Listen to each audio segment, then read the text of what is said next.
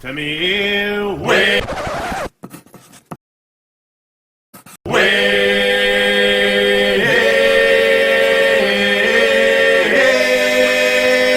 Hi everyone, and welcome to the Shanty Show, the show about sea shanties. And we've got a great episode for you today, one we're really excited to share, because today we are going deep with two of the most knowledgeable people in the world of sea shanties. We've got Dr. Gibb Schreffler and Craig Edwards, and you're in for a real treat with this conversation.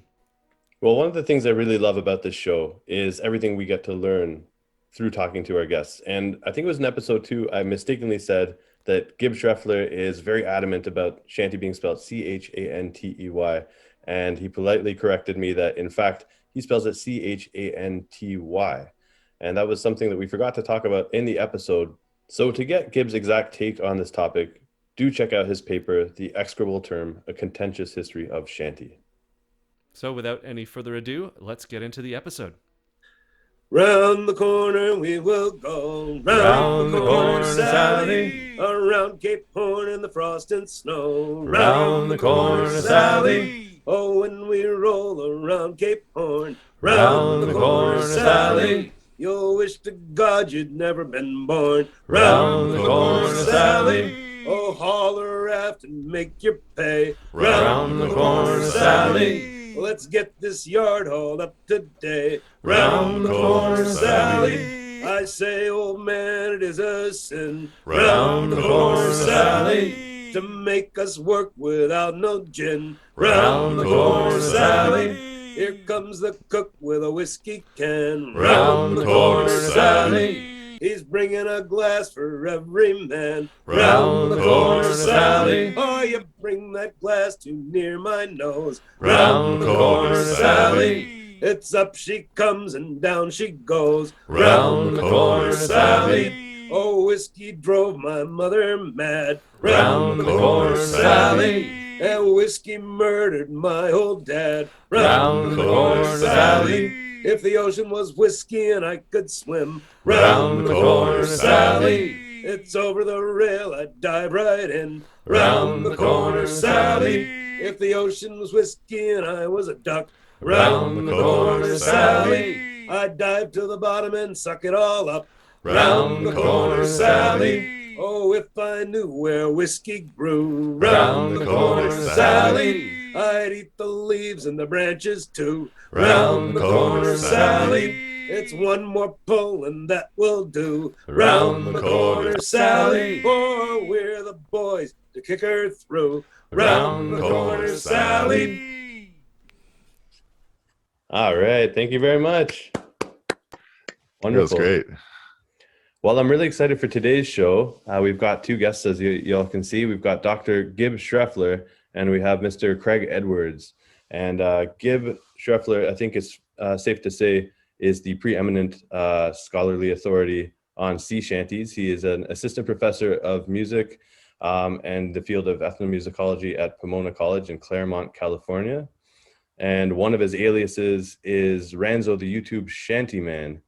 And he took on the Herculean task of recording each shanty featured in Stan Hugel's Shanties from the Seven Seas. So that's about 400 sea shanties that Gibb did a rendition of, which was pretty incredible. And that was actually how I found out about Stan Hugel's book, Shanties from the Seven Seas. So Gibb, thank you very much for that introduction. And then we got Craig Edwards over here, who is a multi-instrumentalist, initially from Staunton, Virginia, who majored in ethnomusicology at the Wesleyan University.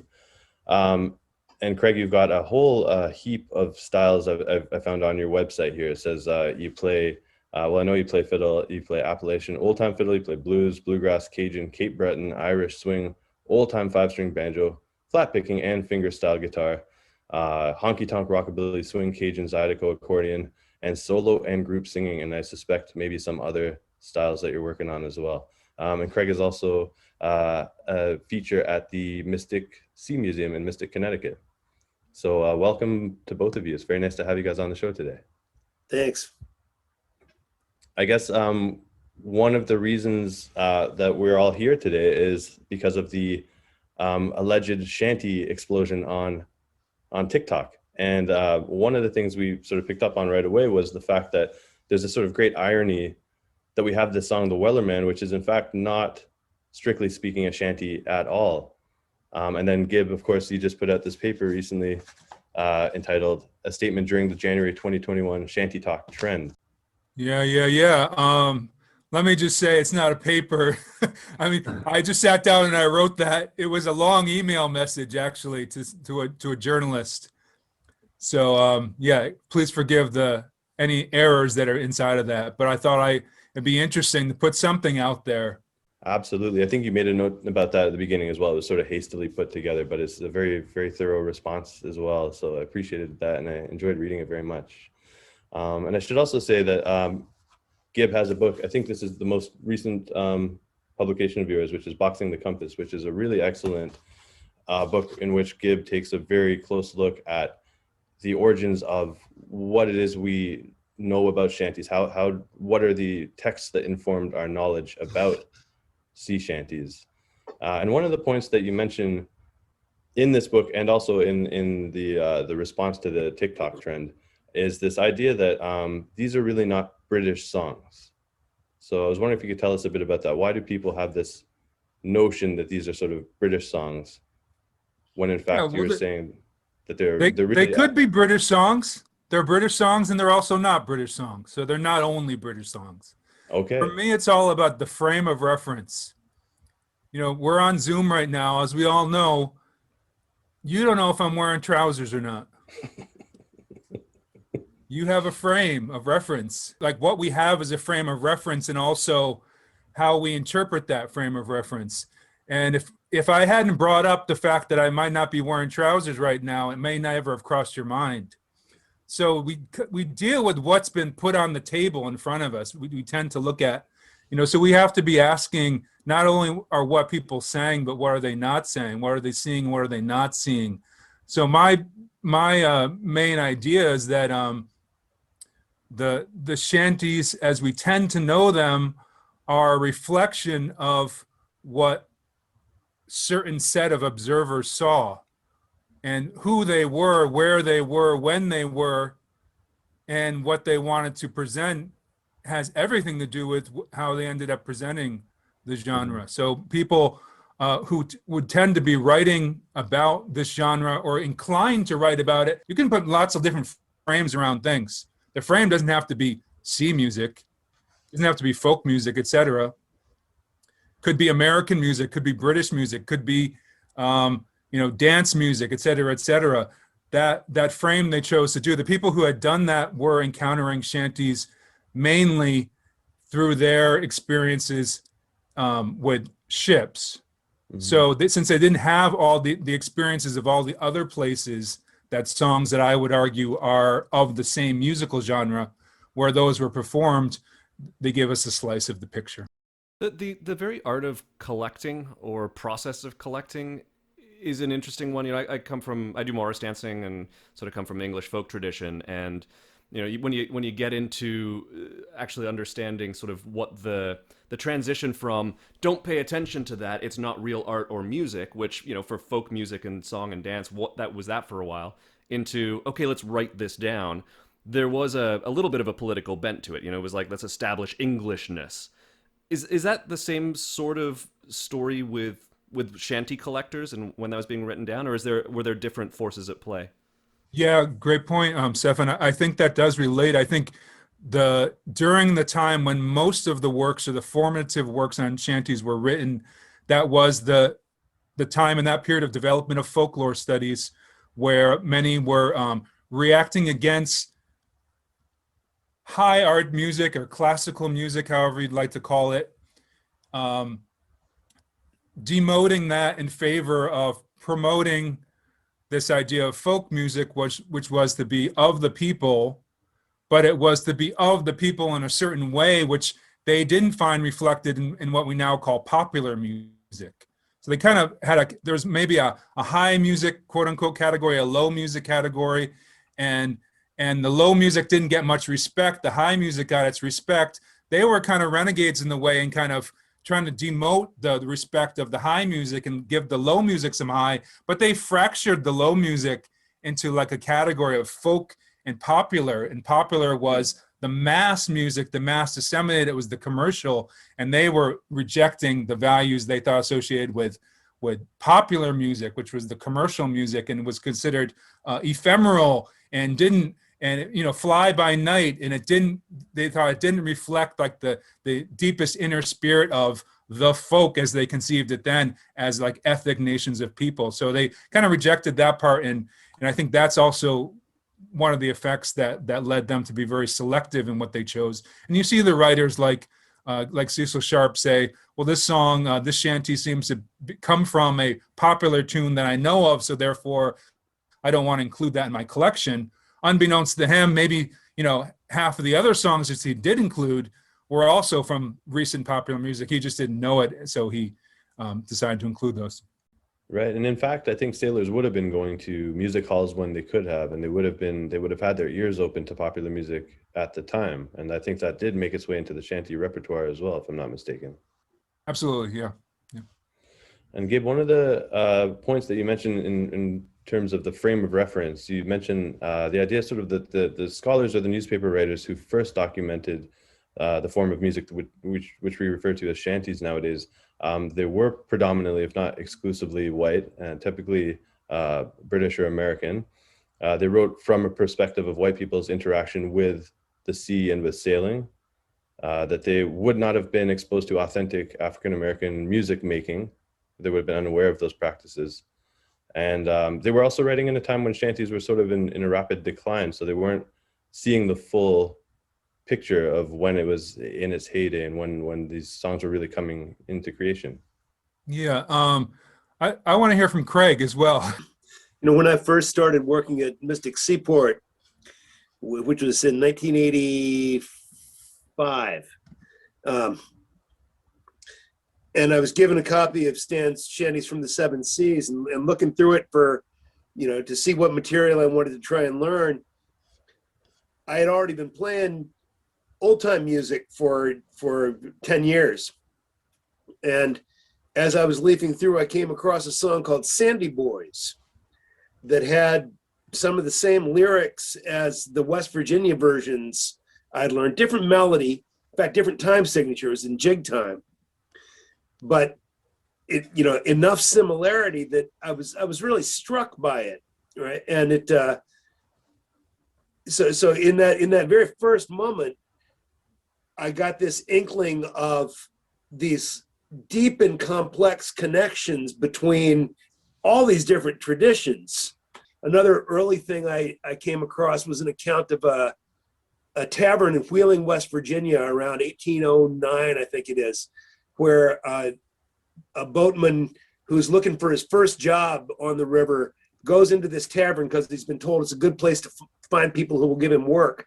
And he recounts seeing a black man, a Native American, and a Scottish guy playing music together. The black man is playing banjo, the Scottish guy is playing fiddle, and the Indian is playing some sort of flute. And from the description, it sounds like he's rocking out like Ian Anderson and Jethro Tull. He's, contorting himself, and it's like they're putting on a rock and roll show in 1809 in a bar in Wheeling, West Virginia, on the waterfront. And that really encapsulates a lot of the story right there, right? People interact, different cultures interact in places where people are moving, and waterfronts are where that happens a lot. In fact, it's the main place it happens in kind of concentration up until the advent of railroads. We were performing in Germany a few years back, and we met a Polish band there. And I don't know whether this is true or not, but what they told us was that shanties are tremendously popular in Poland, and there's a bit of a blurring of the line between that and popular music, in large part because only the sailors were allowed to kind of get from behind the Iron Curtain, and that was the music that they imported because that was the music that they encountered. So and that's what 30 years ago. It's that sort of recent. So that I think that's a really interesting point that you're making there around, this is exactly how this stuff travels. Sorry, I was just going to say, in terms of the connection with old time music and lyrics, I noticed when you were singing that shanty to begin the show, there's a couple of lyrics there that I'd heard in kind of old time music, with more so like if the sea was whiskey and I was a duck, I would dive to the bottom and never come up. So that as soon as I heard that, I was like, oh, I've heard that somewhere else in different genre. Yeah, diving duck blues. You know. Could we take a step back for a moment, because what I always find fascinating is just how people find shanties and get into it in the first place. And you've both built careers, doing stuff related to shanties, and I'd love to understand a little bit more about your journey and what brought you here and what caught you in that music and made you decide, like, yeah, this is something I want to spend some time with. All right, man. So briefly, I grew up in Connecticut. Our state animal is the sperm whale. It's de rigueur to go to Mystic Seaport on field trips when you're in elementary school, right? This stuff was sort of around me. One of the Mystic Seaport shantymen, Don Sinetti, was a resident of my hometown back then. So that was sort of in the air with me without even knowing it was in my atmosphere as a kid growing up. And then I returned to my interest in it as an undergraduate in college, and didn't really know what I was doing, but would just like singing the songs with friends. Among the many, many genres that I was into in college, my main musical love is Jamaican music ever since about middle school. And that, I think, has helped me to make some connections by ear musically with shanties, just being very accustomed to hearing what Caribbean music sounds like.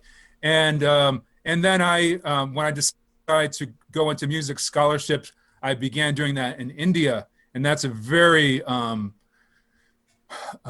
sort of deep process of having to become culturally competent in the culture and language of India, to go through all that in a very kind of tiring process, doing everything in another language. And but that was after sort of processing that for a number of years and sort of waiting to see that processing come through, specifically like being in graduate school, trying to get a PhD and waiting for others to read and review my work. My feelings went back to shanties, in part thanks to a good friend of mine and Craig's, Dr. Revel Carr, who was also a leader in maritime music scholarship. And so he was a mentor of mine. He's a few years older than me.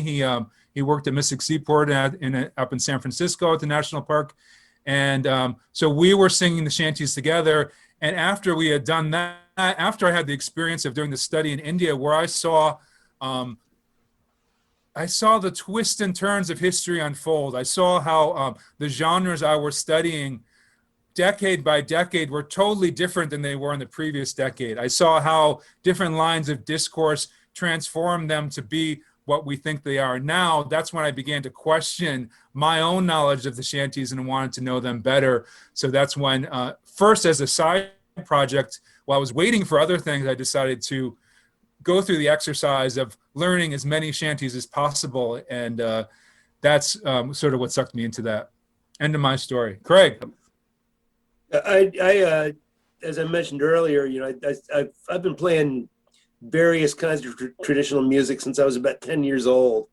My dad played the fiddle a little bit, and he had kind of put it down, so I'd go and steal it out of the closet. That typical story, and my older brother played guitar, so I wanted to be better than he was,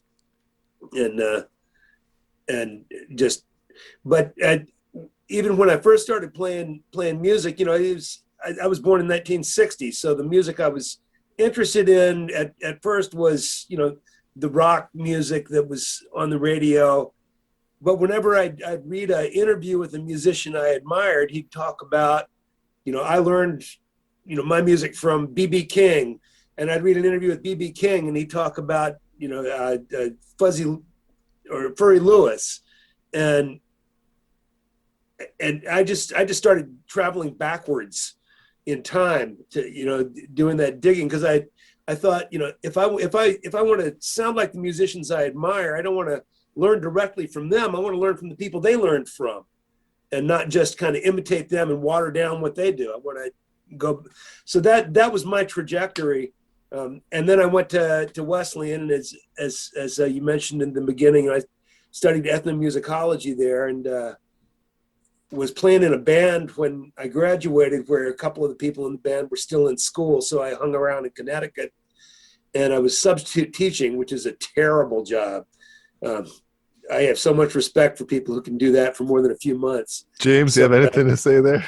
Yes, I did 2 half days of supply teaching, and I was like, yeah, that's okay. That's enough. Yeah, man. Enough of that. So but I did it for many months, and then took the summer off. And in the fall, I was back at it, and it was just grim. But the band was still going, and I didn't want to get a full-time job that would interfere with, because we were getting work and traveling some, and so the flexibility of substitute teaching was great. And I went into the music studios at Wesleyan, and there was an ad on the bulletin board for somebody who played fiddle or banjo or concertina or penny whistle, was interested in history, was in good shape. And it was a job as a staff musician at Mystic Seaport. So I took the poster down so nobody else would see it. And 2 weeks later, I was working there. But I didn't have a specific interest in shanties up till that point. The band I'd played with had a member who got us to sing 3 or 4 shanties. We sang, I know, General Taylor and Roll the Old Chariot Along. I think those were the 2 we sang. But, once I started working at Mystic Seaport, I told that story earlier. I started making all kinds of connections, and just, the way my brain works, I started kind of looking back into how that all fit together. And, but the great thing for me about doing it at Mystic Seaport was the ability to actually sing songs while we were demonstrating the work that they coordinated on board actual historic vessels that are in the museum's collection, and get a chance to climb into the rig and just get that kind of kinesthetic feel for what's involved with leading a group of people doing work and using music to do it.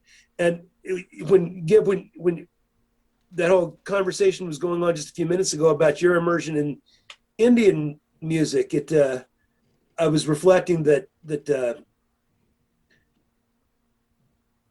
one of the interesting things about Shanty, and this actually ties some other things together too that we've been talking about, that the Englishness of songs, where there really isn't a big body of rhythmic song that coordinates concentration of effort in British culture. And as I started looking into it, and Gibb, if you have other material that you've dug up, I'd love to hear about it. But my sense is that the main evidence of singing at work on board ship in England comes from one source, which is the Complaint of Scotland, for earlier stuff, which is a polemic that was written in 1549. And it's got some interesting verses that are given. It doesn't give any music, but if you look at it carefully, it's really a command, and the command repeated apparently with some sort of tunefulness. And that's it. And so people who are, interested in this frame of the Englishness of shanties will say, well, there's evidence way back to the 1500s, but there's this stuff in 1549, and then there really just isn't much else. There may be some kind of fragmentary stuff that I'm not aware of, but I've done a lot of digging. And the really fascinating thing for me about that is that that's the period, of course, where the Age of Empire starts, and everything becomes militarized. And the more research I've done about that, the more that has impressed me, that, you get the East India companies in England or Holland. Those are the only really big ships. There aren't any other really big ships with gear on them that's heavy enough to really require that kind of coordination that later you get in the 19th century with shanties. When we work on the Charles W. Morgan, that's a relatively lightly rigged vessel. we don't really need to use shanties to raise sails on there. 7 or 8 guys can just, lean into that and pull it up, and it's done pretty quickly. And you're not doing it that often. But if you're doing it on a black ball packet ship, where you've got a yard that's 80 feet from tip to tip, and you've got the crew size that they had on black ball packet ships, then you do need some coordinating mechanism. And that ties into sail training as well. When you look at the evidence about the size of crews in the 18th century, 17th century, and earlier, even smaller vessels tend to have pretty large crews relative to their size, relative to what they were crewed like in the 19th century. Well, because it's sort of the reverse of the situation. When you're talking about the sparse crews, that's owners not wanting to spend money on people. And Right. Whereas in sail training, the ships are making their income from the number of people that are on board. Exactly. And the kind of the earliest sail training is like 1850s or so. You start to see sail training vessels in both England and America, the Indefatigable in England and the Summers in America. Those are 2 of the earliest sail training vessels. But when you're trying to train people, you want to, even if you're not getting paid for it, you want to train as many people as you can, right? And so you have a big crew again. So and by that time, the naval vessels or even merchant ships, it's already pretty clear that as steam power gets more efficient, that's going to be the wave of the future. And by the time sail training really kicks off in the 1880s and 90s, all the valuable cargoes are being carried by steam vessels, right? The cargo carrying sailing ships are carrying bulk cargoes and have low profit margins. And what happens there is that they turn into a model that's based on sail training ships. You hire a few professional sailors, and then everybody else in the crew are apprentices who are either paid very little or actually paying so that they can get their papers and get a job on a steamship. I have a little bit of a pushback to not what Craig said, but to put too much stock in thinking about the need for shanties as an explanatory factor. That is, I think shanties are completely unnecessary. I was actually thinking the same thing when I heard the word need, because, yeah, I totally agree with you. There are lots of ways to set up a rhythm that you don't need shanties for at all. Well, in fact, most Navy ships singing was forbidden. So you have plenty of evidence that these ships were able to operate without shanties. The need does contribute as, it's a push factor.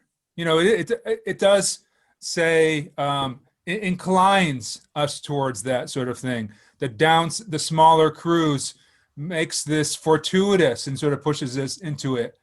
But the reason why I don't want to overemphasize need personally is because I think culture is the greater factor. And I think what Craig was saying about just look at various West African cultures, how ubiquitous the practice is, the habit of whenever you're moving in groups, and I don't care if it's working, and I don't care if it's dancing, and I don't care if it's playing or if it's walking, to embed singing in that. It's just this ubiquitous practice. It's a matter of course. It's like, here we are in a group doing things together, so don't we vocalize while we're doing this? It's so ubiquitous. I think that factor is a little more important to me, but they're both important factors, like the size of the crews and the technology. But for me, the culture one is a little bit more. And I think that in my kind of reasoning, that's borne out by the fact that today nobody, although maybe because as Craig says, there are more people to man the vessels, but sometimes there aren't, and they still don't do it. And I think they're not inclined to do it. And the first experience I had trying to make folks, crewmates, sing shanties was when I got the chance to be on this Dutch bark, and we crossed half the Atlantic, and they know the whole time. My crewmates know that I'm kind of a shanty person, and the whole voyage we're not singing anything, right? And at some point, I'm trying to get the crew, come on, can we just try this? Can we just try out the shanty method? Not only singing, but the method of hauling on halyards, right? This very efficient method. So, and it was like pulling teeth to make it happen. The captain and the mate were so skeptical, so wary. You're gonna break the ship. You're gonna mess something up. People are gonna be having fun, and they're gonna slack on their duties. And I managed to get us to try it like once, and the whole time I have some video of that. The captain is up on the poop deck in the back. He's kind of watching, like very skeptical, and keeps saying things that are throwing us off because I keep having to stop the shanty because I'm like, oh crap, he's telling me, something's messed up. I've got to sort of stop here. And then my crewmates that are on the line with me are just kind of like giggling, like this is kind of a joke thing. We're just having fun. Yep. So hard. And I got the impression from that crew that they just don't like shanties at all, because at this point they think it's just goofing around, and they've come to associate it with like folk singers who in their minds are these lay people who really don't understand how a ship works. I think the, Gibb uses the word acculturation to describe how African and African-American practices get transferred to European American crews, white American crews. And that is there has to be a certain degree of familiarity with those practices that occurred in the eras when, cotton was the biggest. 4 out of 5 American ships were carrying cotton in the 1820s and 30s. And they were picking it up mostly in Mobile, Alabama, and New Orleans. And it was being put on board by mostly African-American work gangs that were using, the cotton screws. And Gibb's written extensively about that. I won't belabor that because he may want to talk more about that in detail. But there's also that in that same period, you got somewhere around 20% or more of the workforce on American merchant ships is African-American. So there's a pretty, there's a presence of people who are familiar with those practices for whom they're common. But the other thing that is really important, we talk about smaller crews, but it's important to understand just how much smaller. If you look at a vessel, an East Indiaman from the 1780s, a vessel of that size in the 1820s or 30s, when the Merchant Shipping Acts are rewritten in that era in Britain, is going to have only about 30% of the crew that the 1780s vessel had. It's a huge cut in numbers. And that's something that I've been doing more and more research on it. It's that is just across the board. The numbers of the crew is slashed drastically. And that provides one of the keys. You can't use the same work techniques. Mm-hmm. The work techniques that anybody who works on a sail training vessel, that when you start to raise a sail, you grab that line, there's a bunch of you, and you go hand over hand until you can't anymore. And it's hand over hand. If you stand on the side and look at that line, it wiggles like a snake. That is not an efficient way to haul anything. There is an incredible amount of wasted effort. With the technique that Stan Hugel would describe and that Frederick Harlow describes, everybody crouches down low, they drop their butt down near the deck, they lean over their forward leg, they stretch their hands as far in front of them as they can, they put tension on the line, and at the first pull, Harlow uses this great phrase. He said, the snap and swing of a halyard shanty. So the snap is that first moment. When you sing that first word, so round the corner we will go, round the corner, Sally. When you sing that first round, that yard jumps your hands fly hand over hand up there. Before the slack has come back out of the system, you start that second pull, right? So you've made the yard jump, and then you keep that momentum. You keep a little advantage from that momentum. You can't do more than 2 of those, the big heavy yard. But the line, when you're doing it right, that line is going to be just rod straight the whole time.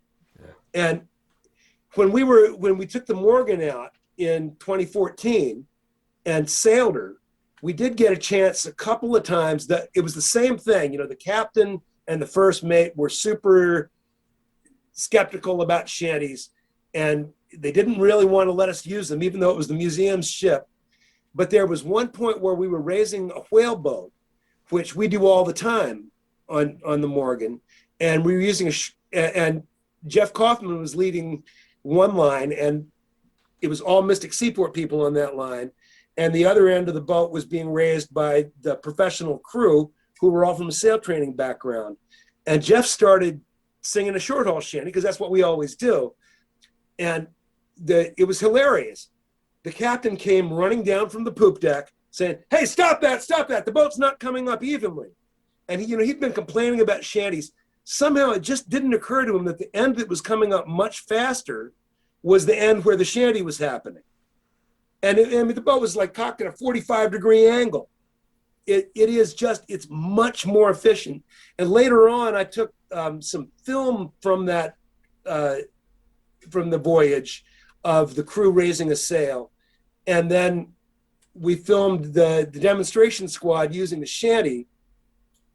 And it's like about 25% faster to do that haul with a shanty. So and with fewer people too. We had 6 people on the line with the shanty, and there must have been 20 people on the line hauling it up with the hand over hand technique. Strong research. That I found that evidence pretty convincing by the time that we were all through it, that there was a need for it for a certain period. But by the time you get to the 1880s, for a variety of reasons, it's just not that necessary anymore.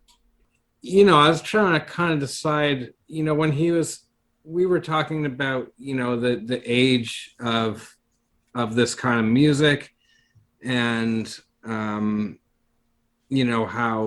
in what Craig was just talking about, how, maybe I won't use the word need, but how there was an increase in efficiency in using the shanties on certain ships for a certain time period, and it just popped into my head, hey, that's a tech, that's not an art form when you explain it to me like that. That's a technology. That's like it's a trick that works to get the job done, and it's that's the category that it slid into in my head for the first time. It's actually been a pretty interesting few months for me, in that I've had a chance to think about this stuff way more than I ever had before. And part of it's through getting in touch with people like you guys, but it's also even casually, like, when shanties were in the news, people at work knew that I sang with these guys, and they would ask me a lot of questions about shanties. And so I had to really go back in my head and come up with good answers for these guys. And so that was the first time, only recently, where I started to think of the shanty as like a kind of technology rather than an art form or something like that. Well, I was going to say that think about what the repertoire actually consisted of, and thinking about what was done on the ships can help us to understand what the repertoire consisted of. A lot of the repertoire that's sung nowadays, I think, is skewed towards certain types of songs that were not sung as much historically, which I have no problem with. Just be clear to everybody, I have no problem with what people sing. Absolutely none. We're just talking here about imagining the past and doing that well, right? So if you're on board the vessel, you're probably going to sing halyard shanties the most. How often are you going to raise anchor? When you leave port, your halyard is going to be the most common type of shanty that's sung. That's the least common type of song we hear sung in the popular world here nowadays. And we also hear a lot of songs sung that are, we might want to call them capstan shanties, but the capstan was not used a lot during the real heyday of the shanties. The merchant ships during the heyday of shanties carried the windlass, the lever windlass. This like marks, in my mind and my kind of theory of it, the start of the shanty era.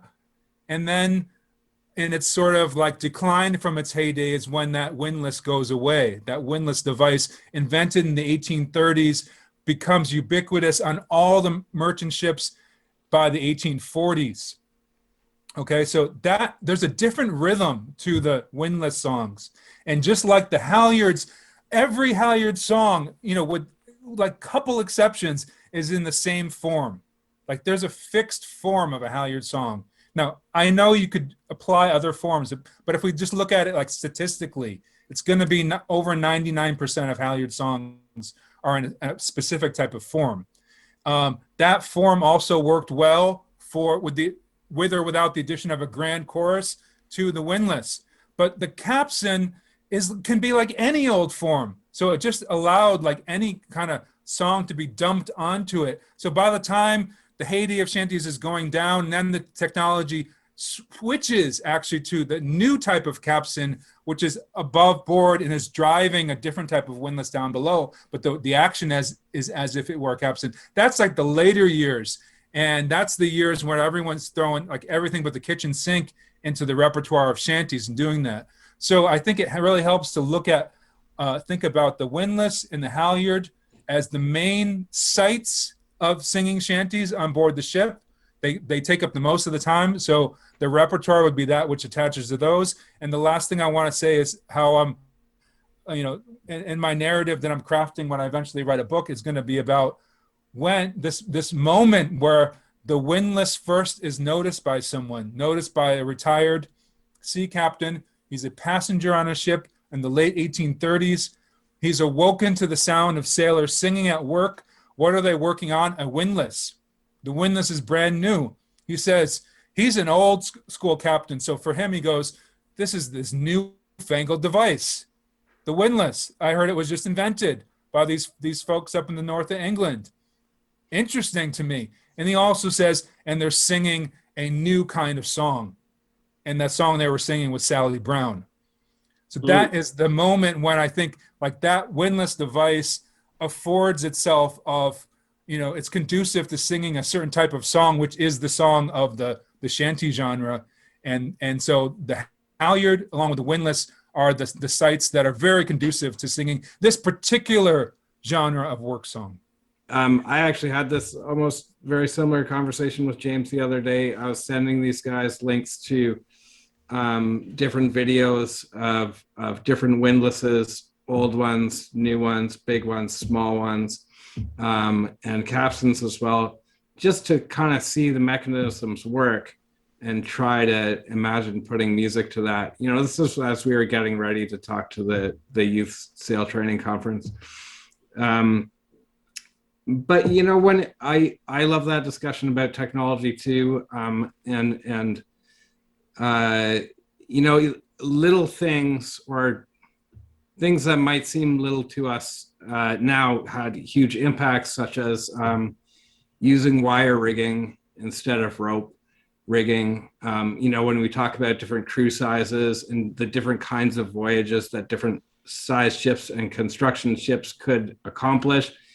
Steel hulls versus wood hulls, steel masts versus wood masts, steel spars overall. You have topsail sheets that are made of chain at some point. You have sails that you're going to set and keep set for like 4 months, rather than having sails that are changed, every day or every couple of days, or anyway, much more frequently. And then you need the crew for that. rather than having that small crew that's going to set that suit of sails and leave them up for a very long time.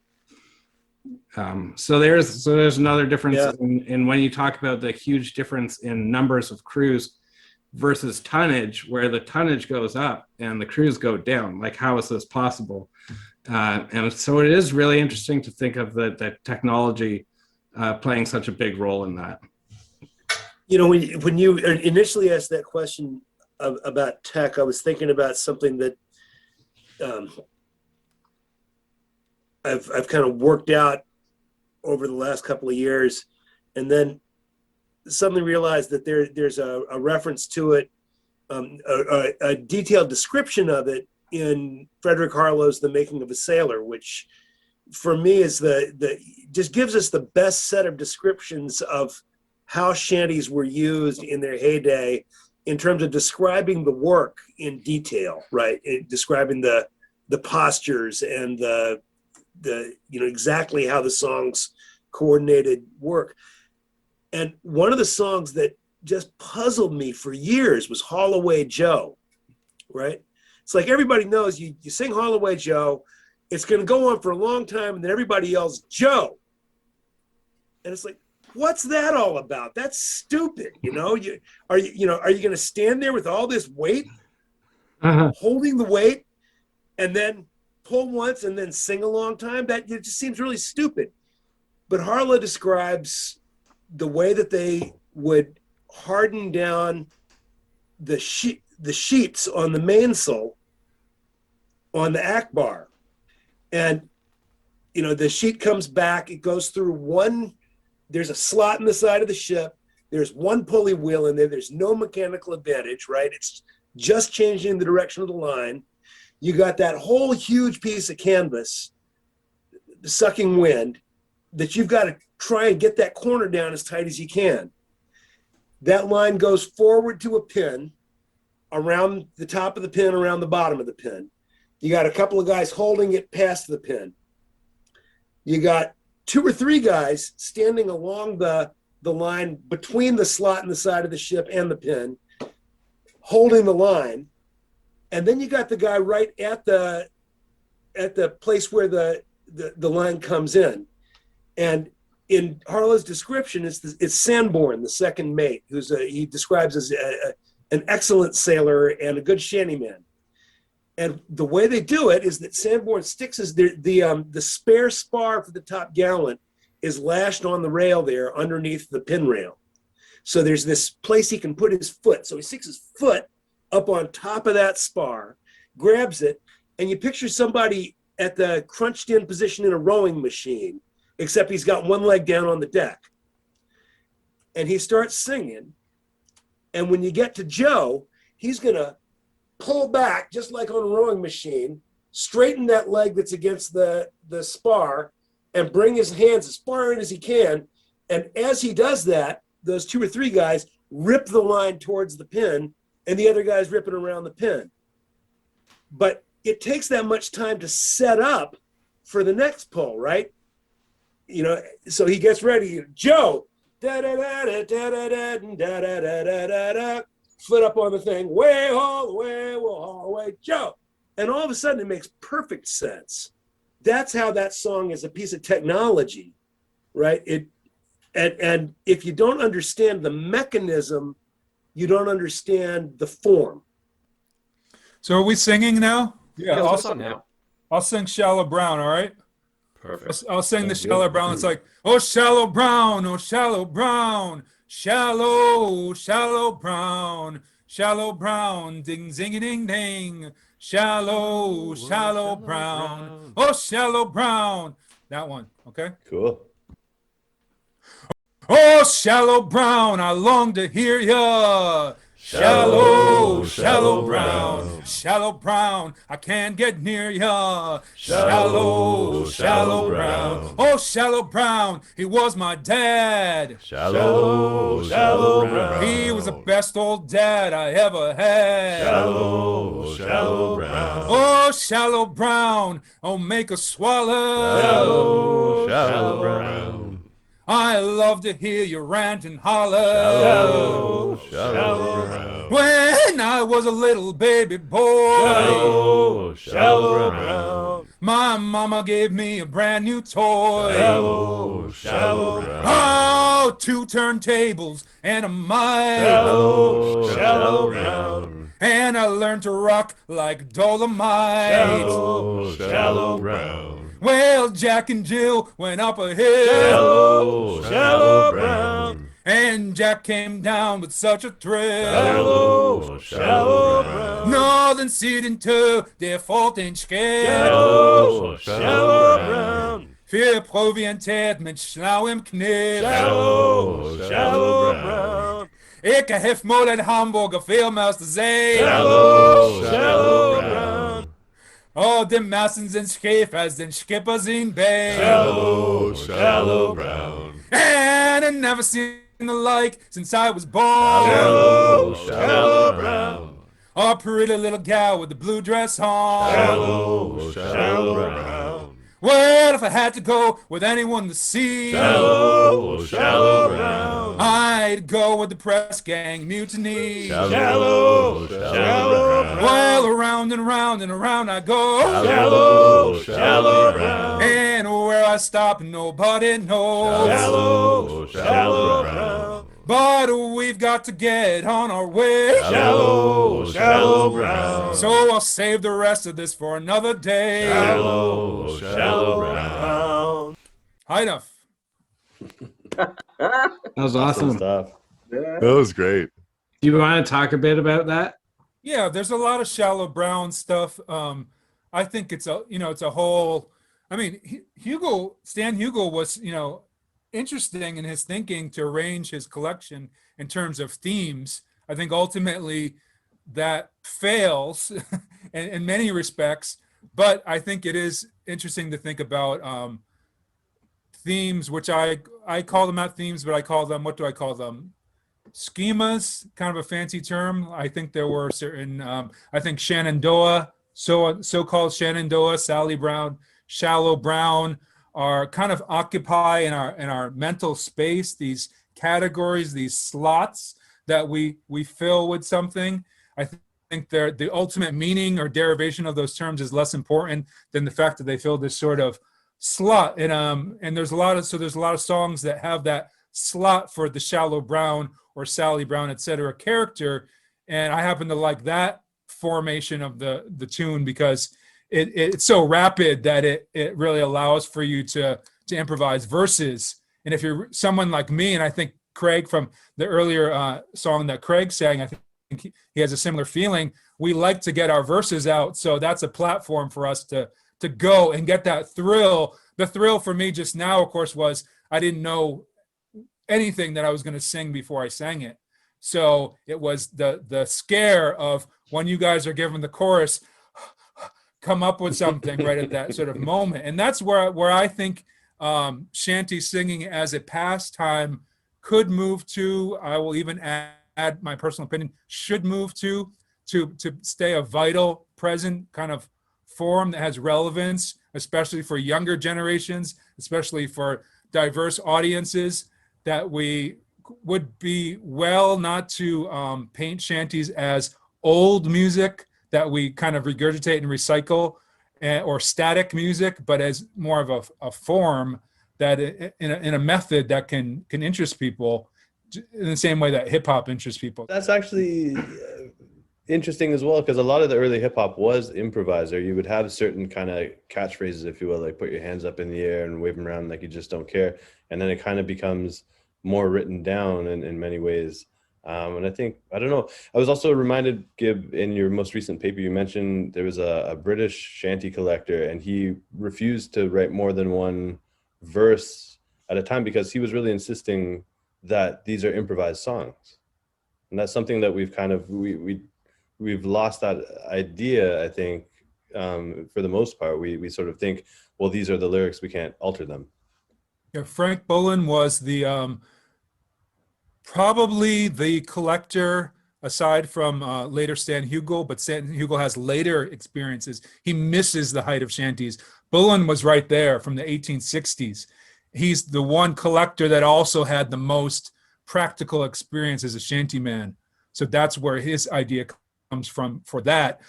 Maybe unfortunately, maybe fortunately, at the same time, when he presents his collection, he does it at the same time with a musicologist, Arnold, who writes this introduction, which is so remarkable for its time, 1914, that paints the musical nature of shanties as in African American style. So that gets a bit of a pushback against it. So Bullen, his work kind of, is marginalized a bit, perhaps for that reason. I'm not sure. Maybe there are other reasons. It just didn't circulate. But it came out the same year that Cecil Sharp put his collection together called English Folk Shanties.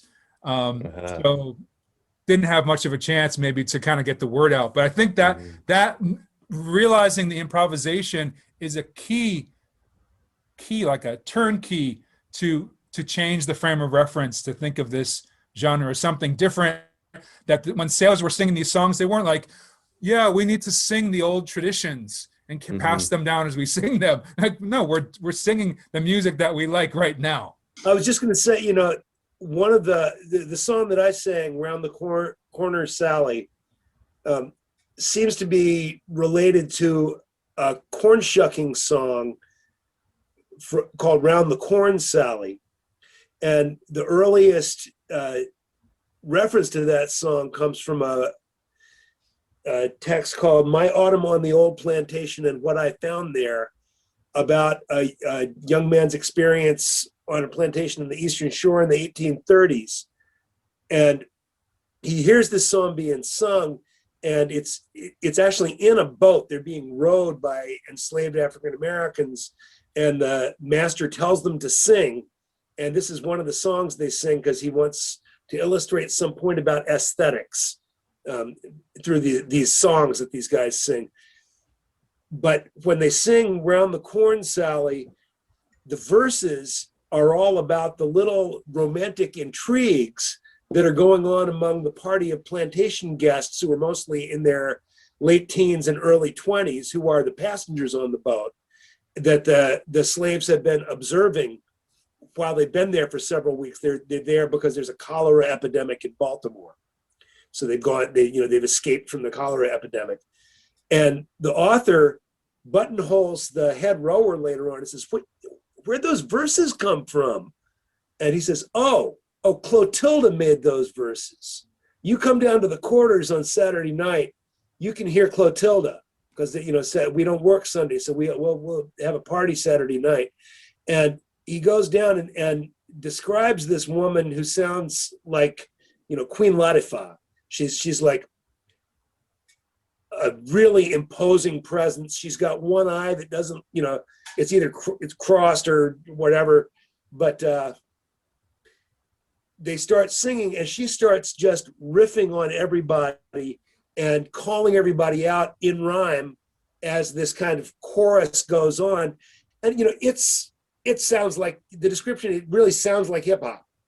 And as Gibb said, that's what makes it lively. That's what enlivens the whole thing. Is that people make it part of their life. Yeah, I think sometimes even lyrically, unless you have some kind of prior knowledge of the vernacular of the 1800s or so, some of the language in shanties can go over an audience's head. Like if, what's a bully rough house, right? Like, You're right. And that was something that was relatable to people in the 1800s, not so much now in 2021. Can I add something? I think the, creating our own lyrics centers it on ourselves, and it's kind of a good way to address something which I think could be addressed, which is, okay, let me take a step back. What I said about the frames. We were born into receiving some social structure, that we go along with. What we do also maintains and reinforces that social structure very often, right? So we sort of born into a way, we learn to see the world, but a lot of things we do also perpetuate that way of seeing the world, unless something intervenes to change that. Like say we travel to India and our worldview, opens up and changes, that sort of thing. So in spite of ourselves and not in any fault of ourselves, we often perpetuate kind of what we've got coming at us. So we take the lyrics of how we might sing a song, and put what we put out there we could think about whether that perpetuates and continues the frame. So an example I just thought of, right, is when Great Big Sea sings Donkey Riding. And I brought this up just to provoke you guys, because I know you guys recently also sang that. And I think the way you sang it was very similar to Great Big Sea. My experience of Donkey Riding, or Highland Laddie, before that was I really centered on having a sense that that song was applied down by the cotton screwers and in the Gulf of Mexico and the U.S. South. And the lines that jump out to me are these archetypal lines of, were you ever in Mobile Bay, screwing cotton by the day? Was you ever in New Orleans, where Jackson gave the British beans? Was you ever in New York City? Because New York City is this huge hub of shantying. That's where the Black Ball line always went through. When Great Big Sea sing it, Quebec, Miramichi, London, which is either London, Ontario or London, UK, but it's in the Commonwealth kind of realm of the kings, that Canada and the UK are kind of together in that. In the Galex, that Mobile Bay atmosphere, the New Orleans atmosphere, the New York atmosphere. Now that could be completely innocent, or we can, and it is innocent, and we can imagine it's also for Canadian audiences. So we only have so many verses to use. But if I hear that as an audience, and I don't hear Mobile Bay referenced and Alabama referenced, I never have the opportunity to kind of get my frame opened up to that idea. If Great Big Sea's audience had heard about Alabama, then they might be like, start to question like, oh, I thought shanties were all about this kind of Commonwealth British English world, but someone's singing about Mobile Bay, Alabama, and New Orleans, and like that's like broadening my horizons in a certain sort of way, right? So I'm not saying Great Big Sea did anything bad, right? But I'm just saying like those opportunities are there. Now that could be a corrective to the frame they've set to make sure you include the Alabama. But another way to do it, which maybe is more fair, is just to just sing about stuff that's relevant to us and construct our own kind of frame and not kind of really worry about the frames of the past. One of the things that's inherent in what you're saying, and I think this whole discussion, even going back to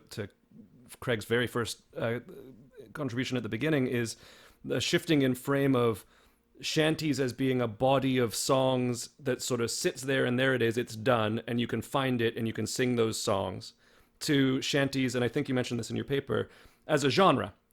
And in a genre, you're going to keep creating music within that context. The way we treat shanties is almost like, if blues stopped at Robert Johnson and we just kept doing his stuff in different interpretations. And so, I love where you're driving this is, any tradition that is a living tradition that grows and thrives needs to have not only interpretation of what's come before, but also creation of new and relevant forms within a genre that's true to the history of it, but also relevant to a modern audience.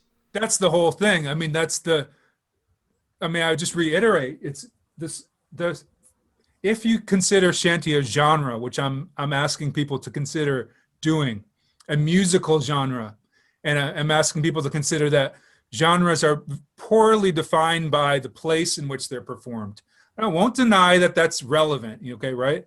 So many things could be relevant in our concept of what genre is. But if we allow that it's a genre, then this genre of song is being sung way, way, way, way more in different shore tasks, not even limited to work. But if we just focus on work, then yes. And the stevedores and the cotton stores are doing it sun up to sundown. And that's what they were saying. This is for decades before anything we recognize as a shanty was mentioned on ships. Observers are saying the cotton screwers are there all day long. The wharf is ringing with their songs. And that is the context where, since that was considered the heaviest labor, it's like it really felt like this was absolutely essential to have these songs. And why, and that's part of what I base my theory on, of the acculturation, that once others moved into that profession, right, others than Black Americans, they, as a matter of course, they had to adopt that singing practice because that was part of the method of doing that all day long. And a good place to just insert that the word shanty doesn't appear in print until well into the middle of the 19th century. You know, it's not a word that was being used at all in the 1820s, 30s, 40s, maybe even 50s. And it doesn't get into print until I think the 1860s. It appears in a journal, a sailor journal in mid 1850s. They did it for a long time before they even made up a word for it.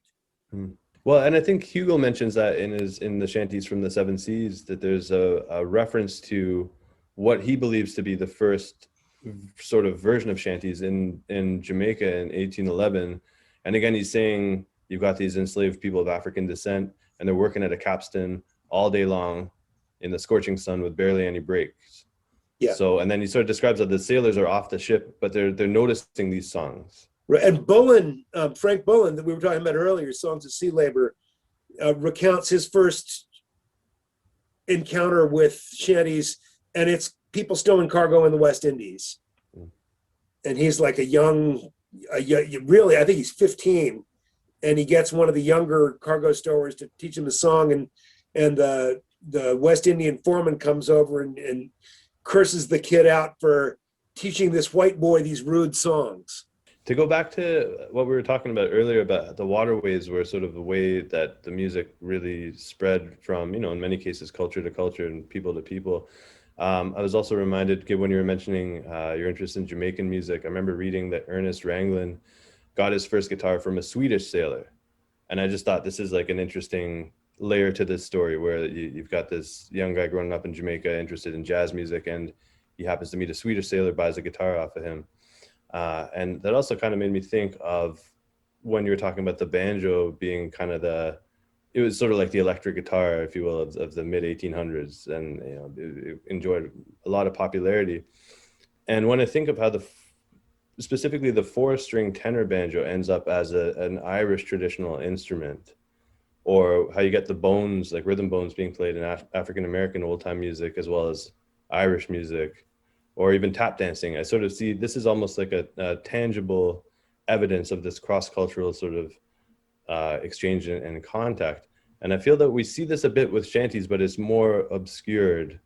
Yeah, I mean, that's what I'm saying. It got obscured. I mean, I think the banjo thing got obscured too for different reasons. I think the banjo probably got obscured because it was so intimately connected with minstrelsy, and how minstrelsy evolved to be more and more vehemently racist and disenfranchising to Black Americans, whereas early minstrelsy was kind of like, well, during the politics of that time, it wasn't so much like, oh, you're imitating another race, you're a bad person. It was kind of like, oh, okay, I guess I can accept that. But as the time went on, when it became really more of a deliberate, it formed the stereotypes to be actively racist. That pushes Black Americans away from the banjo and leaves the vacuum there for it to be filled with white Americans who had already played it, but like more exclusively. But yeah, I think of African American musical style as kind of a Trojan horse, and I mean that in a good way, that inserted itself into American musical culture. You have a segment of the population who, struggle for power, could not realize, to this day, a certain amount of power conceived in a certain way, like by filling the halls of the Capitol building or something like that. But the musical influence on our society is a different type of power, if you want to think positively like that. And that music was able to enter in. And W.E.B. Du Bois actually makes a really provocative comment, back in his day of the early 20th century Harlem Renaissance, where he says, look at minstrel music, even blackface minstrel music. It's like we and he's speaking to other Black people because he's writing in one of his journals as part of the Black nationalist movement. He's like, look at this minstrel music. We could think of this as a positive thing, because look what happened with it. Now our music is the music of all Americans, Everybody, whether they know it or not, whether they like it or not, it's sort of become the basis of American popular music. He's saying that way back in the 20s as a way to kind of think of minstrel music, not solely as a negative thing, but as like that seed that got us to where we are now, and where, I don't know with my music when I grew up what's African, what's European, what's this or that. It's just my American music now. Well, it seems pretty impossible to consider any era of American music without the African American influence in it. Yeah. Going back about 200 years at least, I'd say. And, circling back to what I was saying at the beginning, pretty much all of America's big music cities are ports, right? New York, Nashville, New Orleans, Chicago, San Francisco, they're all ports. Kansas City, Louisville. Yeah, and absolutely. and so the other story I love is I actually got from a guy in the band that used to backstand Hugel Up, Storm Along John. They were a British band, and he was from Liverpool, and I was over there doing a festival with Forbidder, and we were in a pub drinking, and he started going on about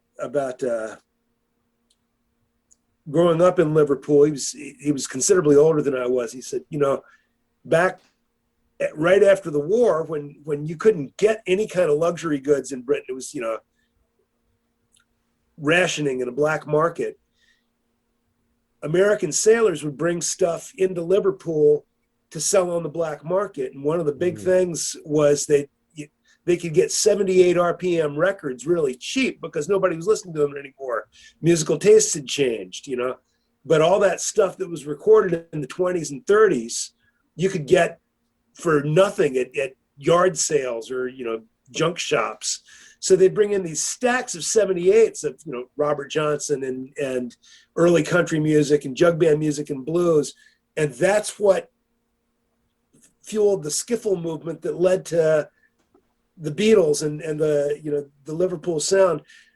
But his point was that was the last time in history that sailors made that kind of transmission of music, because after that it's all broadcast or radio or sales of musical artifacts. But just because of those kind of odd historical circumstances, that music got introduced heavily to that region by sailors because it was a port. I'm so glad you mentioned that, because I was actually going to talk a little bit about the Liverpool and sort of American connection, with the idea that, nowadays we take it for granted we can hear any kind of music anytime on many different platforms. But back then it really had to be physically imported. And Liverpool was unique in England and in Europe and in the rest of the world in that it had regular shipments coming in from the States. And I think also about Stan Hugel talking about, he mentions a lot of the sailors in the American Merchant Navy were either Liverpool Irish or kind of New York Irish. And they're sort of at the same time working alongside a lot of African-American sailors and influenced by this music. And then I can't help sort of think of the Beatles, three-quarters of them were of Irish origin. And here they are really influenced by African-American music. And it kind of begs the question, were they creating real sort of Black American rock and roll? And, I love the Beatles. I'm a big fan, but I don't think I would say it's the authentic artifact, but it's very influenced by Black American music. And this is about 100 years after this process had already been going on with sea shanties. Yeah. And also Liverpool being, at the time, in the 1800s, maybe the only city in Europe with a significant Black population as well, again, to do with seafaring. And the first Chinatown in the UK as well. Is that right? I didn't know that. I'd love to hit some of maybe one or two questions that some of our viewers or listeners, I'm gonna have to put on my glasses here, have sent in, if that's all right. The first question, this comes from a user who goes by Donkey, and these are people that we've met on the Sea Shanty Central Discord channel. And the question is basically about, once you've exhausted the obvious resources for shanties and the obvious ones, where else can you go? This user says, people like Dorflinger and Hugel were incredibly resourceful. Gibb, you've used newspaper archives, ship's logs, etc. to dig up even more info. Is there a lot more to learn about sailors singing songs, or is it basically all dried up? And should non-academic hobbyist musicians get involved with that, or is it damaging to the field? Wow, that's a deep question, or several questions. Not dried up, I would say. I personally am anxiously waiting time to put a book together where I can actually share some of my own research, which is huge amount of material. I have a bibliography of over 1,000 pages, just a document where I log in, different pieces of evidence, references in there. It's just so scattershot, all the different things. I mean, you really have to bring it all together. These aren't books, these aren't collections of things. It's a completely different picture you get of shanties if you look at those kind of micro references versus if you look at the books. What are the lyrics singing in this what were the lyrics they sang in this very incidental primary source versus in the secondary source collection? So that stuff is there. How to find it, that would be a research project. But I hope when I get this book together, I can maybe do some of the work for people by bringing it together. Yeah, there's so little of what I would call scholarship published on shanties. So, I mean, and I don't mean that there aren't scholars. Like, I consider Craig to be a scholar, for instance, right? But I don't think Craig's about to write a book or hasn't. Mary Kay Burkow Edwards, shout out, is coming out with a book soon that I know has some sections in it about shanties, and that is scholarship, but that's in a limited section of this book, right? In terms of like books focused on shanties, very few of them are scholarly. So I think in that sense, the world is open to scholarship for doing more scholarship. I guess one last little point that I have, there's many things I would love to talk about, but Gibb, when you were singing your shanty, you did what Hugel describes as a hitch, or you did a few of these hitches. And I think Stan says something to the extent that the black singers were just the most masterful when it came to doing these, and that no white singer could come close to doing it justice. And I remember reading something else about the idea that you could get someone else, you could get a white singer singing James Brown, but it's not going to sound like James Brown. So I was just wondering if there's anything to be said on that topic. I'm just going to jump before I look. What do we say? Not look before I leap, but leap before I look, and say singing style is one of the strongest markers of ethnicity and cultural background. So much is carried by singing style. So if you care to, you could think about your singing style as really influential part of your performance that's going to influence the perception of your audience in terms of what you're trying to communicate and what you're trying to say about the music that you do.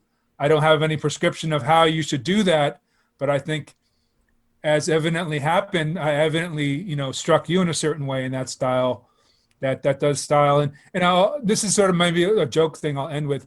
When I heard Assassin's Creed, soundtrack for the first time, 2013, I think it was, I was leading a maritime music class at my college. And the students had already signed up, were already singing shanties, and then that game comes out. And then I told them a story about how I found out that the game creators had borrowed from some of my YouTube videos for some of the renditions. But anyways, I heard the renditions, and I was like, this sounds Canadian to me. But I don't know what I heard about it that was Canadian. But then, lo and behold, Good year. Wow. Oh, there's something about the style, about how when the fellow from Great Big Sea sings, and he's like, we'll sing and we'll dance and say goodbye to France, and there's something about that that is a style. And I think when you hear that style, your mind goes to a certain place in terms of associations, culture, places, times. Yeah, when I sing shanties, and it's true of a number of the other genres that I sing in too that are African American or strongly African American influenced. It's always a difficult question for me as to how I should approach the style. And the place I usually land is that there's certain ways that I never wanted to imitate a singing style, but on the other hand, there are ways, for instance, you can treat vowels and make them resonate that aren't imitating an accent or imitating a pronunciation as a whole, but that allow you to evoke the aspect of the style that really you found compelling, that you want to keep. But you want it to, or at least for me, I want it to sound like me, but I don't want to lose the aspect of the performance that inspired me, that is the reason that I'm singing the song. And that's about as close as I can get to it without talking for hours. Let me sing you a verse of Lowlands Away, and how different is the way that I sing it. Well, you guys probably have some idea in your head the way that you want to sing it. And I was saying, oh, was you ever in Mobile Bay? Lowlands, lowlands away, my John, a screwing cotton all the day, my $1.50 a day. So I think it's fair for me to do a little blue note at the end there. My $1.50 a day. I don't feel inauthentic singing a blue note. I think it's the music that I grew up with. I'm not doing a caricature. It's not like blue notes are attached to Black Americans, and I don't identify as Black American, so I can't do that. But I might hear another rendition where they sing Lowlands in a more kind of rounded voice, where my tone is more nasal. I'm trying to penetrate, kind of a cut through with my sound. I think some other people sing, they don't hold out the notes for my taste long enough. I imagine the cotton screwers working and lowlands, lowlands away, my John. Not kind of like a lowlands, lowlands. They don't clip it off like that. I've noticed more British singers tend to clip it a little bit more. But I think that's an aspect of the style of the genre as well. And I'm coming, as Craig said, I'm coming to try to be faithful to what I interpret to be the aesthetics of the genre generally. And but then some of my own feeling goes with that. We had the Northern Neck Shanty singers, who are African-American men who worked in the Menhaden fishery in the Chesapeake Bay during the time that hauling nets by hand was still coordinated by song. And we had previously had a group from Beaufort, North Carolina, called the Menhaden Shantymen. They were a slightly older generation. And so I'd been inspired by that first group, and we sang several of their songs with Four-Bitter, the shanty group from Mystic Seaport. And when the Northern Neck Shantymen were there, I was putting a workshop with them about African-American songs, and they asked me to lead a song. And I was like, oh God, I'm not, I hope I'm not going to offend anybody, but I sang Weldon, and it just, they just jumped right in on the chorus and did all the stuff that happens in that song, which is actually there's not really a chorus in that song, but all the kind of polyrhythmic and polyphonous things that happen in that song and the dissonances that get held went on, and everybody seemed to have a great time. So I felt pretty good about that. I felt like I hadn't insulted anybody by making them feel like I was caricaturing them. Well, going back to the improvised nature of the shanty lyrics, I remember hearing the Northern X Shanty guys. I think it was in 2015, if I'm not mistaken, at Mystic, and one of the guys in our group at the time asked them, could you guys tell us some of the lewd lyrics that you might have sung, and Craig, you also mentioned the corn shucking songs, which is something I'm not familiar with, so I'd have to look more into that. But in hindsight, I remember him saying like, it'd be something like, yonder's some corn that's never been shucked, and the captain's got a daughter that's never been. Well, you can kind of guess the rest of it, Yeah. That's really that kind of cracking us all up. I wonder if we might be able to convince one of you to take us out with a song. Let's do Way Storm Along John, which was sometimes sung at the Windlass. Perfect.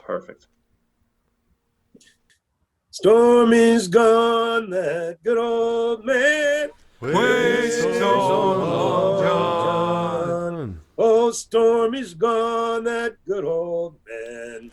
Way, Mr. Storm along John. He slipped his cable off Cape Horn. Way storm along John. Close by the place where he was born. Way, Mr. Storm along John. Oh, Stormy heard the angel call. Way storm along John. Sing his dirge now, one and all. Way, Mr. Storm along John.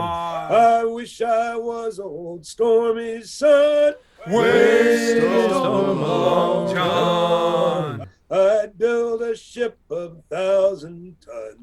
Way, Mr. Storm along John. I'd fill it full of Barbados rum. Way storm along John. And all you shellbacks would have some. Way, Mr. Storm along John. Old Stormy's gone. What shall we do? Way storm along John. Old Stormy's gone. Now we'll go to Way, Mr. Storm along John.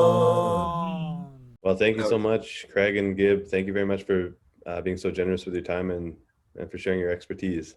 Thanks, Tim, Rich, James. Great Stephanie. pleasure, yeah. Awesome spending time with you guys. Thanks so much. Yeah. Thanks, guys. That was a great time. All right. Well, that's a wrap. Thank you, everyone, so much for joining us. I know that with that arm's length bibliography of shanty tomes, we're going to have a lot of future content to have these gentlemen join us in the future. So really looking forward to that. But for now, please do like, subscribe, and we'll see you on the next one. I'm a flying fish sailor just home from Hong Kong. To me way, blow the man down. Just give me some whiskey and I'll sing you this song. Give me some time to blow the man down. Well, as I was a-rolling down Paradise Street, to me way, blow the man down. A big Irish policeman I chanced for to meet. Give me some time to blow the man down. He says, I see you're a black baller by the cut of your hair. To me way, blow the man down. And them long red top sea boots I see that you wear. Give me some time to blow the man down. Yes, he signed on some packet that flies the black ball. To me way, blow the man down. You probably robbed some poor Dutchman for his boots, clothes and all. Give me some time to blow the man down. I says, mister, oh mister, you does me great wrong. To me way, blow the man down. I'm a flying fish sailor just home from Hong Kong. Give me some time to blow the man down. So I spat in his face and I stove in his jaw. To me way, blow the man down. He says, listen here, mister, you're breaking the law. Give me some time to blow the man down. So they gave me 6 months down in old Walton town to me way, hey, blow the man down. For booting and kicking and knocking him down. Give me some time to blow the man down. So come all you young sailors who follow the sea to me way, hey, blow the man down. Put your vents on the winds, boys, and listen to me. Give me some time to blow the man down. Yes, come all you young sailors and hear what I say to me way, hey, blow the man down. Steer clear from them policemen, you'll find it'll pay. Give me some time to blow the man down.